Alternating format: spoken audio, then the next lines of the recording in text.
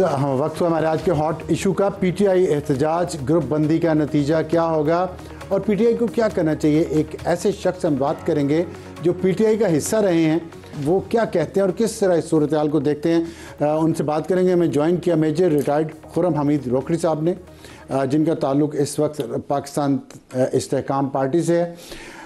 روکڑی صاحب خوش آمدید, بہت شکریہ آپ نے پروگرام جوائن کیا. آپ دیکھ رہے ہوں گے خبریں کہ پی ٹی آئی پھر احتجاج کی اس پہ جاری ہے, خان صاحب کو رہا کروانے کی کوشش ہو رہی ہے.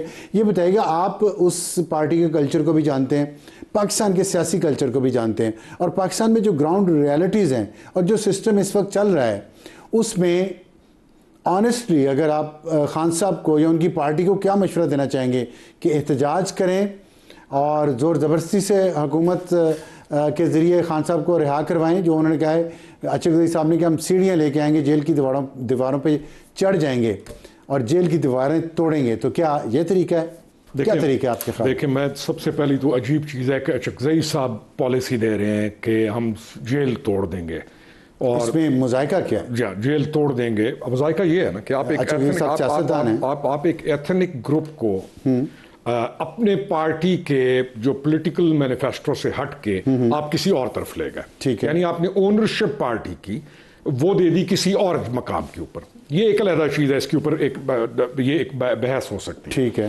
3 سال پہلے 3.25 سال پہلے اب ہم جب یہ ووٹ آف نو کانفیڈنس ہوا اور اس کے بعد کچھ عرصہ گزرنے کے بعد کا ٹائم جب بنی گالا کے اندر سے یہ چیزیں شروع ہوتی ہیں جلسے جو چل رہے تھے, ہم اس وقت یہ بھانپ گئے تھے یا ایسی سچویشن میں آ گئے کہ ہمیں سمجھ لگ گئی کہ یہ ایسا راستہ ایڈاپٹ کرنے والے ہیں جو کہ پولیٹیکل پروگریسو موومنٹ سے ہٹ کے یہ ایک ریڈیکل موومنٹ کی شکل اس کو دینے لگے ہیں, جو ایک چیز نئی نہیں تھی ہمارے پاکستان میں.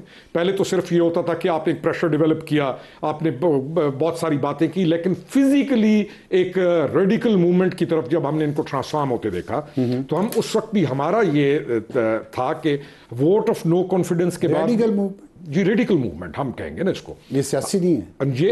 یہ سیاسی پارٹی اس دن ختم ہو گئی جس دن انہوں نے ووٹ آف نو کانفیڈنس کے بعد اپوزیشن میں بیٹھنے سے انکار کرتے ہوئے روڈوں کے اوپر آ کر ایک ایسا بیانیہ ترتیب دینا شروع کیا جس بیانیے کی بنیاد سوائے نفرت کے, ڈیویژن کے اور فزیکلی جو اسالٹس ہیں یا ایک فزیکل ٹیک اوور کرنے کا, وہ ایک بیانیہ انہوں نے دینا شروع کیا اور انہوں نے ان پہ انسپائر کیا, انہوں نے اس پہ انسائٹ کیا.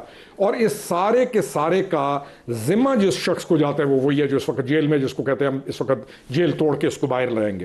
اب جب یہ تمام موومنٹ کو یہ ڈیولپ کر رہے تھے تو وہ ٹائم تھا کہ ان کے آس پاس وہ لوگ جو پالیٹکس کے لیے یا پولیٹیکل لوگ تھے وہ اس چیز کو روکتے.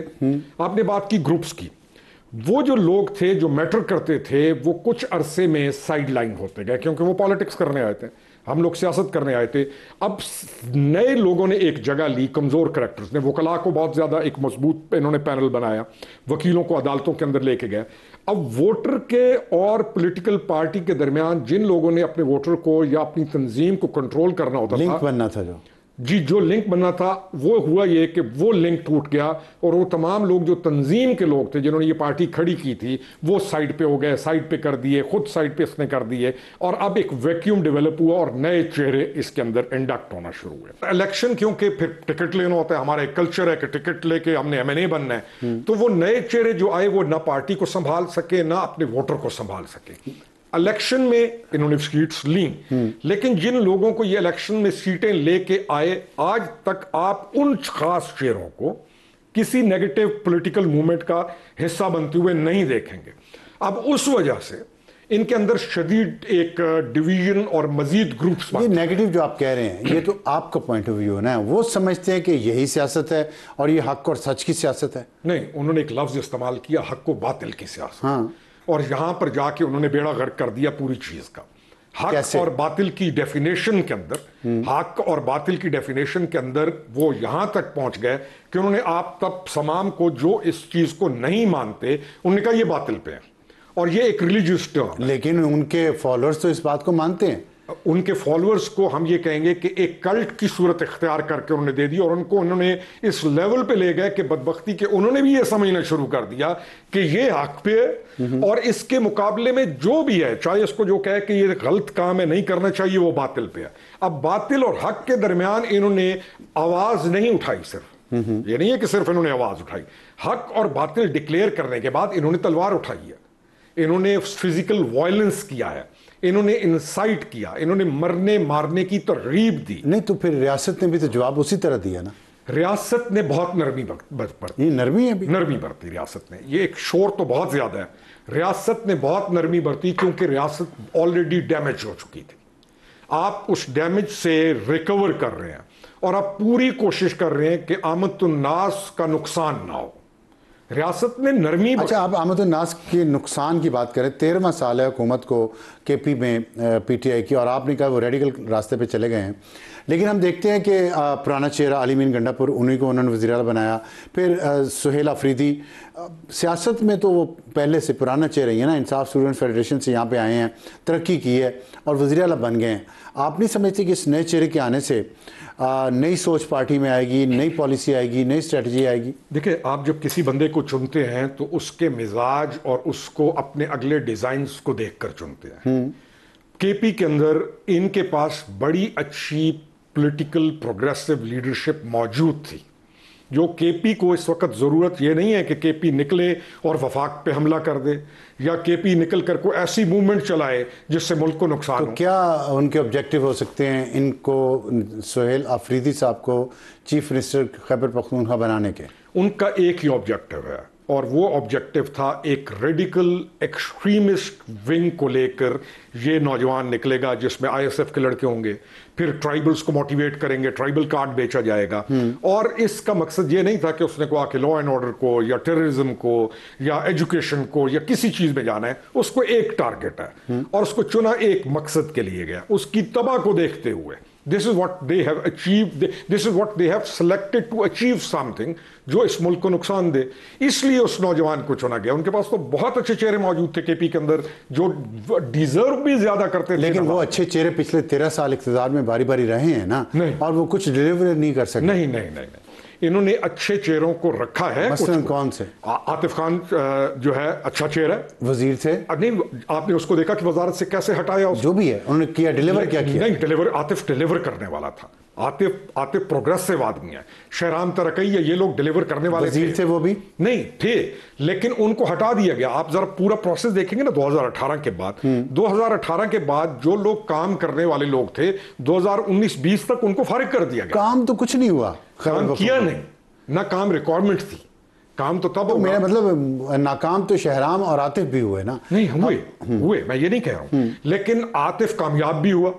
عاطف ٹورزم کے اندر گیا, بہت کامیاب ہوا. اب ایک کامیاب آدمی کو آپ کامیابیاں سمیٹنے دیں گے کہ اس کو نکال کے باہر پھینک دیں گے؟ یہ تو عاطف کی ابھی بھی ہمت ہے اور اس کا ظرف ہے یا کہیں جو کچھ مرضی ہے کہ وہ ابھی بھی ان کے ساتھ کھڑا ہوا ہے. چہرے ان کے پاس اچھے موجود تھے. انہوں نے انڈکشن جو کی ہے اس پولیٹیکل پارٹی کے اندر وہ ویک لوگوں کی جو پارٹی کا کام کرنے والے لوگ تھے یا جن لوگوں نے یہ پارٹی بنائی, انہوں نے ان کو سیگریگیٹ کیا اور پھر ایلیمینیٹ کیا. ہم نے تو یہ دیکھا ہے اور یہ ہوا ہے, یعنی یہ کوئی ایسی ڈھکی چھپی چیز نہیں. اب کیونکہ پارٹی بن گئی ایک پاپولسٹ پارٹی پولیٹیکل پارٹی سے پاپولسٹ بیانی کی طرف چلی گئی, تو اب وہ لوگ اپنے سروائیول کے لیے, پولیٹیکل سروائیول کے لیے ان کے ذہن میں تھا کہ آج آ جائے گا, کل آ جائے گا, اور وہ یہ بات کر ہی نہیں سکتے. یہ 90 ایم این اے ہے. میں آپ کو گارنٹی سے کہتا ہوں 50 ایم این اے ان کا وہ ہے جو کہتا ہے کہ اللہ کا واسطہ ان کو کوئی یہ کام نہ کرے. 50 تو ہیں جو کہتے ہیں, لیکن وہ کہہ کیوں نہیں سکتے؟ کیونکہ ان کو معلوم ہے کہ ہمارا سروائیول یہاں پر یہ ہے کہ ہم شور کریں, اوبجیکٹ کریں اس لیول تک کہ ہمیں کچھ بھی قبول نہیں ہے, تب تو ہم رہ سکتے ہیں. اگر ہم نے کوئی بھی وہ بات کی کہ جس میں ہم کہیں کہ جی آپ کو ملک کے ساتھ مل کر چلنا چاہیے, ان کو پتہ ہے یہ کانٹا لگے گا اور ہمیں اٹھا کے یہ باہر پھینک دیں. ٹھیک ہے. اچھا, آخر میں مجھے یہ بتائیں کہ جو ابھی کرنا چاہ رہے ہیں سہیل آفریدی, آپ ریڈیکل پارٹی آپ نے کہا وہ ہے, اس کو خیبر پختونخوا کا چیف منسٹر بنایا آبجیکٹیو کے لیے, لڑائی کے لیے.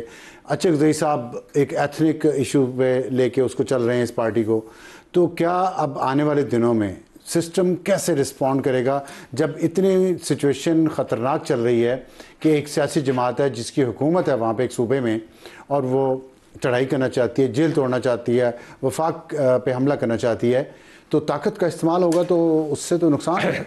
ابصار صاحب, سب سے پہلے ہم نے یہ دیکھنا ہے کہ ان کے ساتھ کیا ایسے لوگ موجود ہیں جو یہ کام کریں گے جو یہ کہہ رہے ہیں. وہ تو ہم نے ماضی میں دیکھا. ہم یہ دیکھ رہے ہیں کہ ان کے پاس پولیٹیکل ایفیلیٹڈ گروپس موجود نہیں ہیں جو اس پارٹی کے ہیں, وہ لوگ ان سے ہٹ چکے ہیں. ان کے پاس علامہ ناصر عباس ہیں, لیکن علامہ ناصر عباس یا ان کی تنظیم جو ہے وہ پاکستان تحریک انصاف نہیں ہے. نہیں ہے, لیکن ان کی اب تقریریں سنیں کم پیچھے بھی نہیں.